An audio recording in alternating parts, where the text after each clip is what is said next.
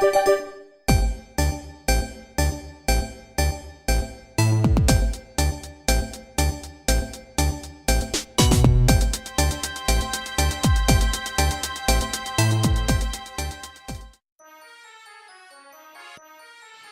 up? What's up? NBP here with my special guest, Zen Typhoon, aka from representing from Nerd Boys.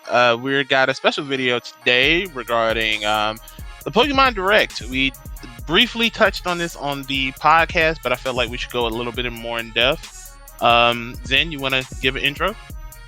Hello. Zen Typhoon back once again. Happy to be back. This is my now second time being involved with the Nerd Boys podcast production team crew, whatever you want to call it. Yeah. Okay. So yeah, as I stated, it's AK in the building. I really felt like there was a lot of information given on this past Nintendo Direct regarding Pokemon. A lot of questions were answered. So more questions were given, per se. But I think Zen, I think you're the best person to really just give us a brief overview of what exactly happened, and then we'll go from there. All right, so I've got the brief. I've got a whole bunch of notes in front of me. Anything from the broad, what we've been given, down to some minute details of what I've watched by watching the Direct over and over again. First off, Pokemon Mystery Dungeon Rescue Team DX. It's the first Mystery Dungeon we get since I think 2006. Yeah, 2006 was the release of like the OG ones, and I want to say I remembered there being some spin-off title, but I think that was a Pokemon Rangers game. Yeah, it was. Well, you had to use like the little stylus to spin them around and stuff. Everyone scratched their screens. Mm-hmm. But no, I'm really hyped for it. The art style looks amazing. It's kind of got like an oil paint or like a watercolor look to it. Now, a couple like, I don't know how if you want me to just kind of run it over, if we want to run into details more and more on this game. Whatever you feel like. So a couple like key things that I noticed was I saw the same lineup of starters and like side characters that I saw from the old games. Now I understand that that's just a trailer. It's supposed to say, hey, here you go. But if they showed Mega Evolution, which has not ever been in any of the other games as I recall, then I'm kind of surprised as to why they didn't show any like new starters. Like they didn't show anything from like, I think 5th gen up or something. So I'm wondering if they're going to include all the starters and if they'll add in additional Pokemon, because you've always had the ability to have Pokemon like Psyduck. I think I'm kind of blanking on the other side ones you could have now, but there was a bunch of other side ones like Machop, I think. Mons that weren't necessarily starters, but were still like fan favorites. Were able to be your partners. So I'm hoping they toss in a lot of those. I always really enjoyed the quiz, because when you first start playing the game, there's this ominous voice that spoke to you, and you answered like a personality quiz, and that's how you chose your Mon. And then you could also do another one to like pick what partner you got. So that was always cool. I did notice Mega Evolutions with the Mega Charizard. We saw a brief glance of Groudon in there, so there's definitely going to be some legend action. I did notice, and this kind of reassures me that I think all the starters will be in the game or available, is that I also saw familiar characters in the trailer as well. Like Gengar, Alakazam, and Tyranitar were all characters that have been in the series before. Also, I saw little pictures of like Magnemite. One of the first dungeons that you do is helping some Magnemite that got connected by like these magnetic waves, and what happened was 2 Magnemite got stuck together instead of 3 to require the evolution, so they were stuck and requiring help. So seeing things like that, I think they're really hitting the nostalgia portion of it. So I'm excited to see an update on that eventually. Now, do you know if they had a release date out for that? It was very vague, but I can Google it real quick. Is this a straight up remake or is this a sequel? I was a little confused on that. I'm also confused. From what I've seen, it looks like a port. And honestly, I wouldn't be surprised if it was a port just with some additional features. Still kind of running the same general story. You're a rescue team. There's some big bad thing happening, which is usually to blame by some like legendary mon. March 6, 2020. March 6, 2020. So yeah, I wouldn't be surprised if we get another update maybe mid-February. Maybe just a little more features, maybe some more gameplay. From what I saw, the art style of like being in the overworld with the watercolors was very pretty, but the general gameplay it had a very Okami-esque art style. Absolutely. And then when you're in the dungeons, it still shared the similar art style of kind of the top-down, less detailed view. But I saw some animations from some attacks, and it's looking like it should be pretty good. Those are really most of my thoughts on that. I think I'll pick it up because I always loved the stories of those games. It actually feels like a game tailored more towards the older audience due to the fact that it's a dungeon crawler, and you have to be very mindful of what you bring. There's a lot of pre-thought, there's planning, strategy, and mapping the places you go. It's still a Pokemon game, so I don't imagine it'd be too hard. The hardest Pokemon game, I think, to exist right now is what, Pokemon Conquest? Yeah, I can say that. That one wasn't very handholdy, friendly. Yeah, like it gave you like a brief overview of how to obtain more Pokemon, but it really doesn't do much else other than that. But yeah, what are your thoughts on it? I think it's good to get the a new, entry in the series, whether it's a remake or whatever. It seems like it's gonna be I'll say more tailored towards older crowd, like you said. I'm not never really played any of the Mystery Dungeon series. I've just was never really interested. I think I briefly played with one on a emulator back in the day on my phone, but that's about it. I do see the potential of it, and I see why it has its fans. It's just I've never actually went out and played one. Right. But I think that's all we should. I think that's all we really got for Mystery Dungeon. Mystery Dungeon. But moving on to the piece de resistance. The Pokemon Direct pretty much confirmed what everybody was already saying. Sword and Shield are getting expansions. There's one that's supposed to be coming in the fall. There's one that's supposed to be coming in the summer this year.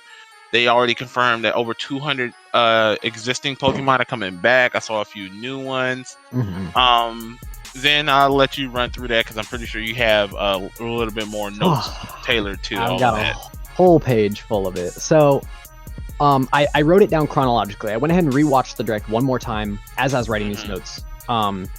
The first thing I noticed was, even before that, if I really do want to go back and look at the episode where we were talking about Pokemon, because I'm pretty sure I called DLC in it as well. I don't recall whether or not I called for it being paid or whether it was just going to be a larger update coming out later. With the DLC, I'm fine because of the details that they announced where they are no longer going to be making games like Platinum, Crystal, Ultra Sun and Ultra Moon, Black 2, White 2. They're ending that, and I'm a big fan of that. My favorite games of each generation happen to be Yellow, Crystal, Emerald, Platinum, all that, but they got really bad raps. Like, for example, I'm going to get a lot of backlash for this, but one of my favorite games is Ultra Moon, and everyone hated on the Ultra series because it felt like it shouldn't have been a game. They should have just not made a game and worked harder on Sword and Shield is what a lot of people say, but Ultra Sun and Ultra Moon by themselves, if Sun and Moon were never released and Ultra was just the game that came out, that would be magnificent because they were really good games. They had good story, but they automatically get knocked down further than their original releases. because the timing, people expected more. It's a bit of a shame. So I'm really glad to see this move, and knowing that it's just the $30. Additionally, I know some people are really mad that it's a paid DLC, considering like Sword and Shield had good story. It had new features, the wild area, the really easy ability to manipulate the EVs, the IVs to get your Mons competitively ready. But apart from that, they said that there was a lot of missing content. Everything felt just kind of empty. And I think that brings me to the next point with the ability to continue your save files and just take it and go. And it's an expansion pass is magnificent. The Isle of Armor has so many crazy things in it that I think this is what they meant by the leaks of spirit armor that we were hearing about. I'm pretty sure this is where the Isle of Armor, like this is where it'll come in. The new clothes, the hairstyles, which I noticed some of the clothes and the hairstyles were directly modeled after some of the NPCs. Like the gal who had the Morpeko, you could basically make yourself look exactly like her, exactly like Chairman Rose. So I think a lot of people will like that. The bike accessories were cool. You spend a lot of time on your bike, so it's cool that they're tailoring to not just being able to change the color scheme, but the general design. The mentor or the professor of these regions, Mustard, the guru mentor guy, and then a guy whose name we didn't see. When they showed the Crown Tundra, they showed a man in like some hiking gear, and he definitely looked like he'll be your guide. I don't recall if they said his name or not. I don't remember it being called out, so I think he'll be your guide for the Crowned Tundra. With the rivals, Avery, if you're playing Pokemon Shield, who is another psychic type player who hopes to be a gym leader. I'm only laughing because that's my little brother's name, and I gave him flat because of the design. Yeah, so my big qualm with Avery, the design, it's whack. I don't know if how I feel about it. I want to see how the character progresses themselves before I really, because honestly, I don't like that it's another psychic rival when we just had a rival who mained psychic types in Sword and Shield. Like that is who the rival is he, or not your rival, but like you've got your friend, and then like you've got like the mean rival. And he was a psychic type person, so I'm not really sure why they felt the need to include another one. And then what was Clara? What was her poison? Poison. Okay. And I'm feeling it. It's nice. It's a unique stance that I've not seen before, because it means that for the first time, starting with the grass type starter, which I guess these are expansion packs, so I actually can't think of it like that. I was thinking of it as a whole new game and a whole new region. Never mind. We'll scratch that one. You mentioned the 200 plus additional Pokemon, which that brings me to a cool topic. I think I wrote it down chronologically, so I'll hit it once I pass it. A bunch of new Gmax forms. I'm really happy for that. The designs look really cool, but they just banned Dynamaxing in competitive. So, well, is that in Smogon, or is that actual Game Freak relevant tournaments? Because Chrono said that it was more Smogon and fan tournaments that is banned, in, not necessarily the actual like legit Game Freak tournaments. I could be wrong, but I think that's what he said. I think you're right. It is banned in Smogon competitive tournaments, for like the fan votes and stuff like that. I believe in official like VGC, I think they will still include Dynamaxing. Okay. Because yeah, like that's a part that's cool. It's just, I think the part that makes it especially rough is like the official, like when playing in the game. And you're signing up, yeah, you can still Dynamax and stuff like that. I just think that the timing's kind of unfortunate for people who either don't have access to the games or, prefer to play on Pokemon Showdown. Like I know Chrono really likes playing on Pokemon Showdown, so it's kind of unfortunate that they're The timing just meshes wrong. We're seeing Galarian Slowbro, and Slowpoke and all that. So I King and the whole line pretty much. So I'm really hoping that there's even more Galarians, because I'm really down for form changes. Like, I like the ones. I could be wrong, but I thought I saw a Galarian, the legendary birds. Oh yeah, they're in there. If they can find a way to make Articuno and Moltres competitive relevant again, that'd be dope, because I love the design of Moltres, but he has not been relevant pretty much since his inception. So if he can get some help. He was immediately outclassed by Ho-Oh, and then Talonflame, and so now it's rough.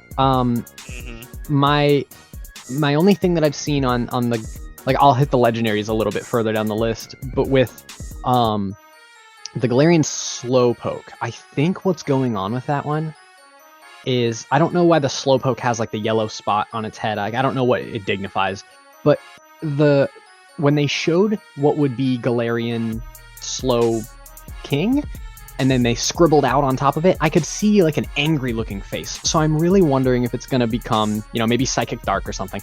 But I'm wondering if this is when, like, the Shelder that bites onto a Slowpoke's tail, I wonder if this is when it takes like more control or something. Like, it's like symbiotic or something, or like a parasite more so than Slowking. In the vein of Parasect? I think so. I think it's once the like, they're supposed to mesh together perfectly, and then the Shelder lives on the Slowpoke's tail, and that's what Slowbro is. But I think, like, what happens if it gets too big or something? I don't know. It's all speculation that I'm kind of excited about. The new Reggies. Oh boy, dude, they look nice. I thought you would take a liking to that. The Reggie Thunder or something, whatever we're gonna have him called. So far they're named exactly what their types are, apart from Regigigas. So, Reg Electric or Reggie Thunder or Regis Spark or something. And then a lot of people think that the other Reggie is going to be like a dark type or something, but it kind of does look like a dragon type. I mean, that kind of would not mesh well with the whole golem aesthetic. Like, dragon golem? Exactly, and that's why I'm kind of confused. But if you look at it, it looks exactly like a dragon's head open, like sideways. So I feel like it might come out to be a dragon, but I also don't know how it would work properly. In addition, the next topic I got is for the birds. I was speculating types based on Moltres' appearance. Fire Psychic or Fire Dark is the only thing I could really see. Maybe we might get totally blindsided and we have a Fire Poison. That'd be cool. But I'm wondering if they're not gonna be Flying type anymore. Articuno looks like Ice Ghost, Ice Psychic, something along that lines. I said Ice Ghost originally because the Oricorio, the dancing bird from Sun and Moon that has a ghost form, the color palettes are almost one for one, and they kind of carry themselves the same way. So that's where my ghost type led to. And Zapdos, I think, is going to be very relevant, hopefully, because I predict electric fighting. Electric fighting? The first of its kind. I'm predicting that because it is a ostrich, or an emu, or whatever you want to call it. It's like a bipedal, flightless bird looking thing. The last one we had with that was Doduo or Dodrio, and they were just normal flying types. But they are very well known for kicking. They're leg strength, and they can kick a lion and all that. So why won't it transfer 1-to-1? And Zapdos with that darker orange color really does give me a gritty fighting feel. So I'm really hoping that is what happens. With more on we'll wrap up on the spirit, the Isle of Armor with Cubfu and Urshifu, the new mystical legendary. I don't know if it just looks like a really rare mon.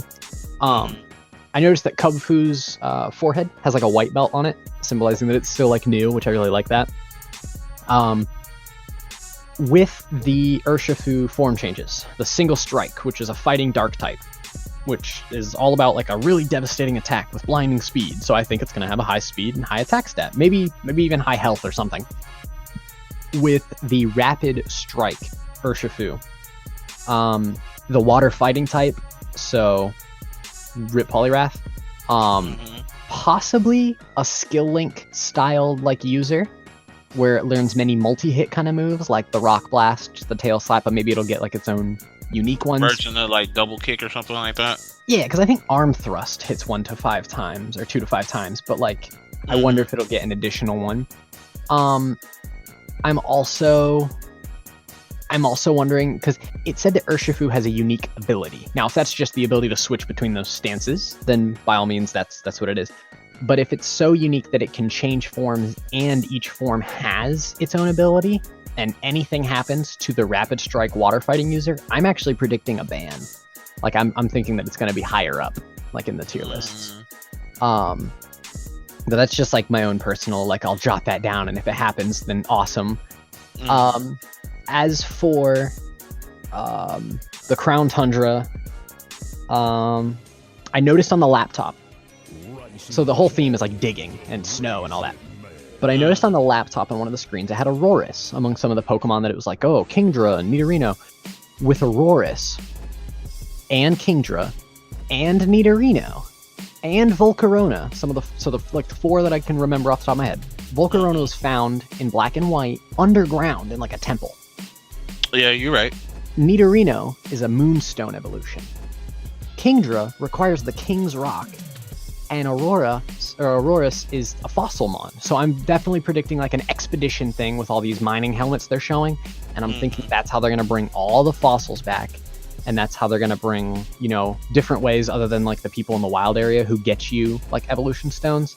I would really like to see if they bring back Diamond and Pearl's fossil like underground mining system with... Well, that'd be nice. Yeah, I would like to see it, possibly with the Switch and with your Joy-Cons. I would like to see a motion controlled thing where you're actually doing it with the pickaxe and you're mining on the screen. I think they have potential to do something really wicked here, and I think that's why the Crown Tundra's release is later. I think they're going to go further with this, with the legend dens, and I think the armor is probably an island that's going to have, you know, more gym leaders and more content, more towns, more people. And that symbol, whatever the symbol is, it might be just the symbol of the island, but it's like a weird circle with a swash in it. I'm thinking that that's just going to be, you know, more battles, more Pokemon, stuff like that. I'm thinking that the Crown Tundra is where we're going to get, like, you know, you had the Ultra Wormholes, you had the Mirage Islands in Oros. I'm thinking that's what this is going to be. So where you get all your legendaries and stuff from. Yeah, you wrap it up there, you get some unique, you know, mons with like maybe harder Evo conditions. Because I noticed Lycanroc was also on the picture, and I don't know how Lycanroc's going to get evolved, because it's usually you had to evolve it, like, I think it was not day or nighttime, but it was in Pokemon Sun or in Pokemon Moon, and then you had like the Twilight form. So I'm not exactly sure how that one will work. As for Calyrex, personally, I love it. I like mons that look really regal like that, and I noticed it has the Triforce on its monk beads. So that's kind of cool. Maybe saying that it represents like a balance or anything like that. Grass Psychic, Wicked typing. And might be first of its kind. I think it is. Executor? Oh, you're right. Yep. Not first of its kind. I'm definitely predicting it's just going to be a huge special attacker. Possibly with high health. And the reason I guess this is because that huge ball on its head, I wonder if it's going to be like that's its energy source. And so it has Stockpile, Swallow, Spit Up, healing moves like Ingrain. You know, it's going to learn Calm Mind, probably. It's going to learn, you know, Stored Power. So that's kind of what I'm guessing with that. I do, let me see. Let me make sure I'm not missing anything. I love the trading ability. How someone who has the expansion pass can trade to someone who doesn't. Yeah. They hinted at Pokemon Home as well with they that. Did. Yep. Pokemon Home launches in February, I think. Yeah, it's soon. I know that much. So I'm liking that. Also with the release dates they showed, the Isle of Armor is June 2020, but then the Crown Tundra is fall 2020. So that leads me to believe that they've almost got the Isle of Armor pretty much ready. They've got the idea, they've got the art, they've got everything in the game. I'm pretty sure they'll just fine-tune things now, but I think the Crown Tundra, that it's just fall, like we could just have another like early November release almost. So I'm excited to see what that kind of brings. But that's really it for the notes that I have. I'm not sure if you had any like comments that I missed or any questions or anything, but well, I just wanted to give a couple of our opinions on the whole expansion. This is kind of new, but not really new for Pokemon. This is the first time they added on to an existing game that progress has been continued. And from what a lot of people are saying, they're just selling you the post game. Because going back to Oris again, basically this is kind of reminds me of how the like Omega mission where you go in space. Oh, the Delta episodes. Yeah, where you go fight Deoxys or stuff like that, or with Platinum when you went and go fought Giratina after everything was all said and done. It's in the vein of that, but at the same time, we're not gonna sit up here and act like Pokemon usually comes with the accent game. What, a year later? So like Red, Blue, and then you had Yellow. What, a year later? Gold, Silver, and then you had Crystal a year later. So like, and it's not a full price game. Because correct me if I'm wrong, Pokemon's have been like full price games pretty much since the dawn of time, right? Yeah. So basically, if you were to kind of do it, it's pretty much the same thing as buying the third game, which I know a lot of Pokemon diehards do anyway. You know how Twitter is. It's a lot of people just being angry for the sake of being angry and having hot takes for the sake of having hot takes. Personally, I think this is a lot of stuff that could have been in the game from day one if they delayed it. But I mean, considering what you're getting, and you're getting 200 plus mons, a lot of those mons are like Pokemon that people have been, for lack of a better term, bitching for. It seems like it's doing the job, especially of what it's done. I'm not upset at it in any way. It seems like this is the time to invest into it, especially if you haven't got Pokemon yet. You might as well get it now, because by the time if you play it casually, by the time you get bored of the base game, the expansion will be right around the corner. So I'm with it. I pretty much think after Valentine's Day, I think I'm just gonna buckle down, slide that plastic, and call it a day. But I'm not personally, like I said, I'm repeating myself, but I like the thought of it. It's not a bad idea. I like the fact that everything carries over. You don't have to start from scratch by getting all the 8 gym badges again to get to the good stuff. So, that's just my 2 cents on it. Do you have anything you wanted to add on to it? No, just to kind of like tack on to like that, I guess. At first, when I heard DLC, an expansion pass, I got worried, and it did immediately connotate to a negative stance. But after looking at it and thinking deeper on it, like I slept on the idea, I really do like the idea, and I think this system has a future with Game Freak Games. Like, I wouldn't mind if we got a Pokemon game instead of every 2, 3, 4, probably 4 years apart for like the main series things to kick out. Like, I would probably be fine with like having, if Sword and Shield comes out, we've got the expansion packs, you got 1 and 2, and let's say they're a hit, and then, a third one comes out or something like that, and it adds the rest of the mons that are missing, or some new shit. Who knows? And so, if this does become a continued theme where you pay once, get all the packs and stuff like that as they are released, and, I could see this as pretty good. Yeah, there's the people who will always say that this stuff should have been included from the get-go in the game, but I think you're not wrong. But they're not. But I think if they do this theme, and then they're not rushed to release new titles, I think we can start. Like, I'm predicting, Gen 9. Maybe Gen 9 is what we want in the game, and then the expansion packs are just bonus story. It's bonus post-game content, competitive stuff online, fun stuff.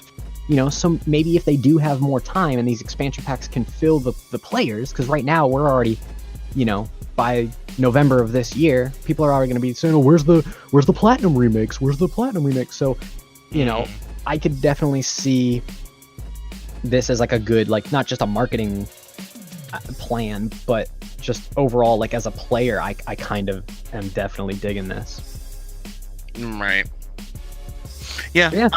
I think we're pretty much on the same page here.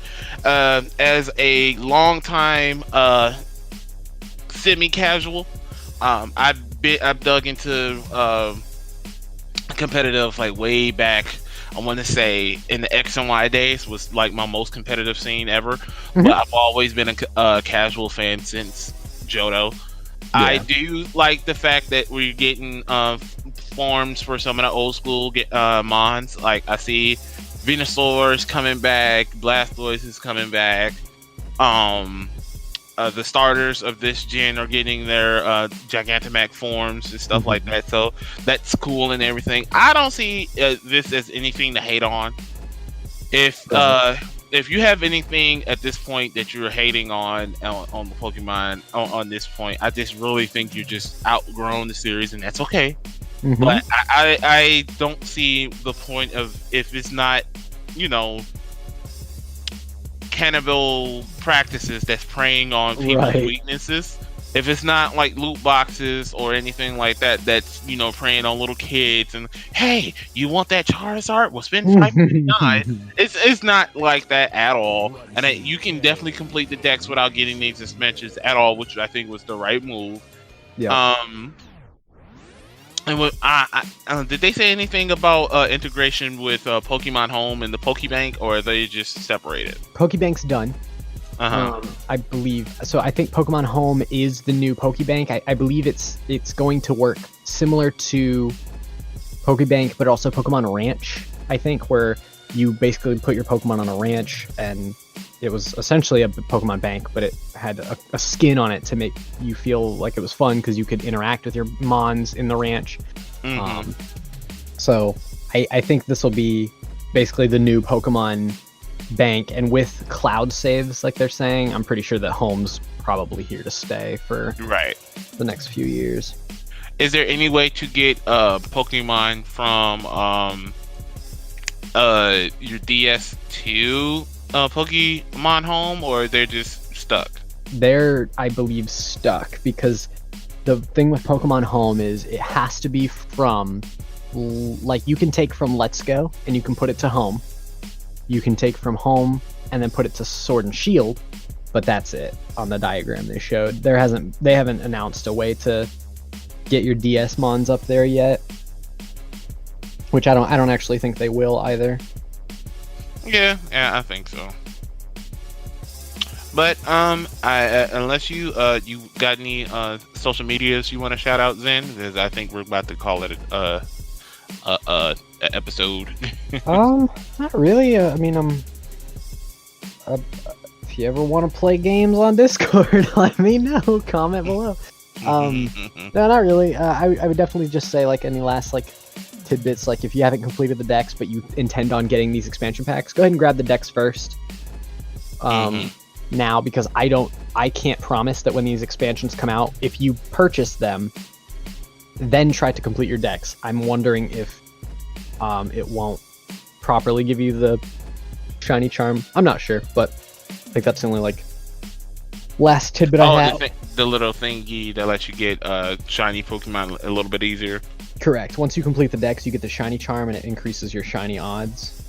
So to any people who are really into those pink and green Pokemon, but apart from that, make sure to like and comment down below, subscribe if you care, and smash that bell button so you can know the second we upload some Nerd Boys podcast. Oh God, you definitely are sixth man on the squad. You definitely right there with us. But it's the Nerd Boys podcast. There's a little bit of extra for the Pokemon episode. We're out of here.